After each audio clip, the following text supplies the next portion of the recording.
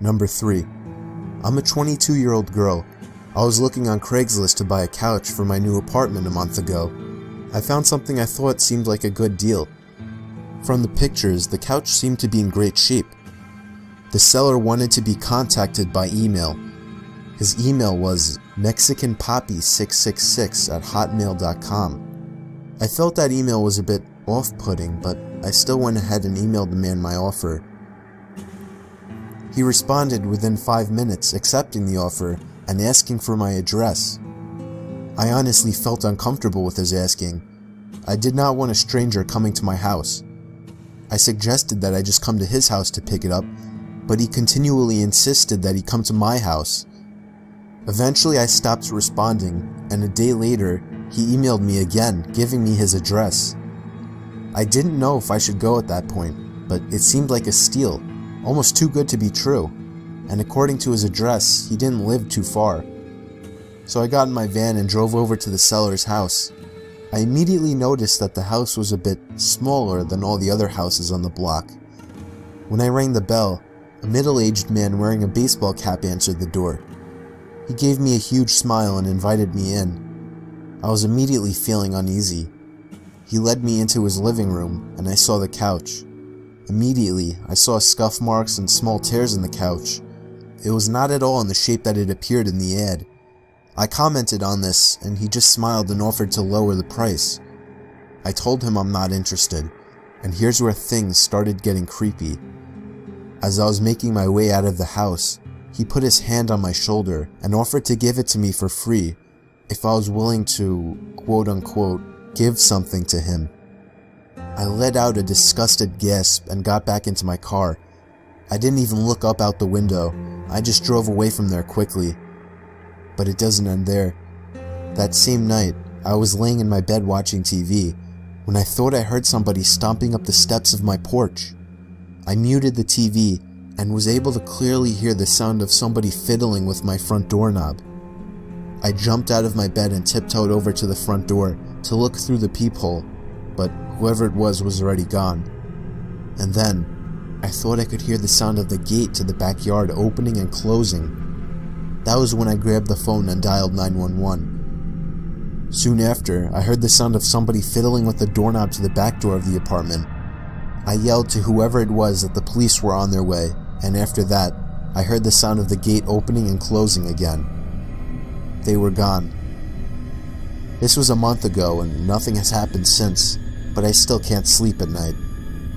I'm 99% sure it was the man that was selling the couch. He must have followed me home. There was no way it was just a coincidence.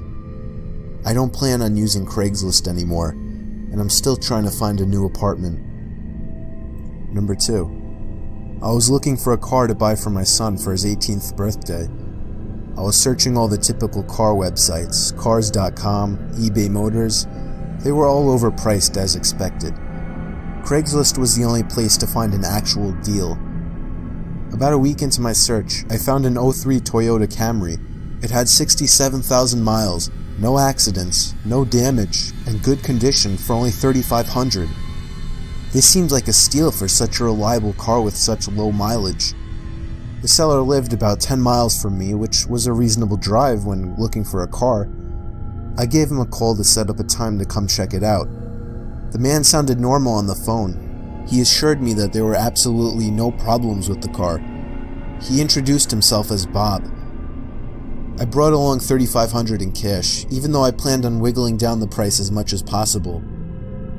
I pulled up the dirt road to Bob's property about 15 minutes early.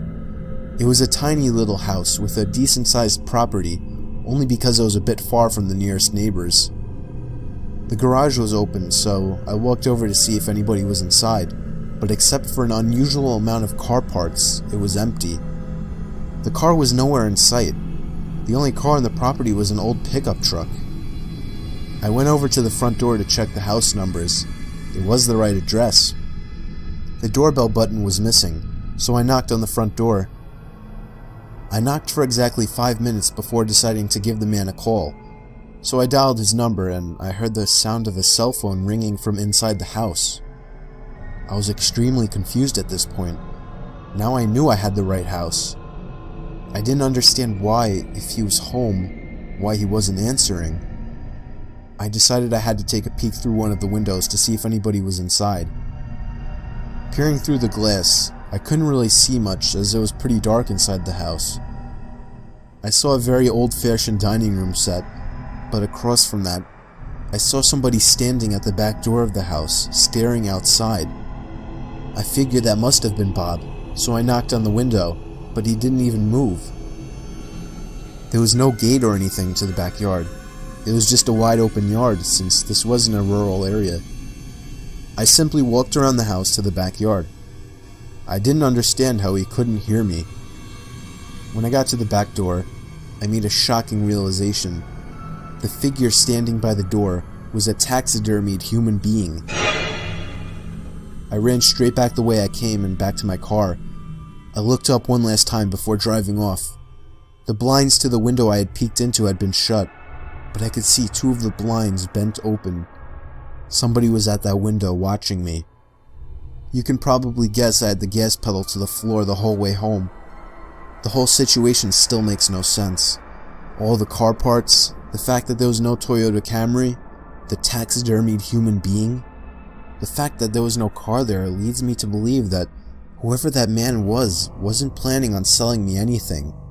And that also leads to the disturbing thought that I was very close to becoming a lifeless statue staring out that man's back door. Number 1. I was looking to buy the iPhone 5 about a year ago. I found a guy on Craigslist who was selling his for $200. He claimed it was in mint condition and that he wanted to upgrade to the 5C.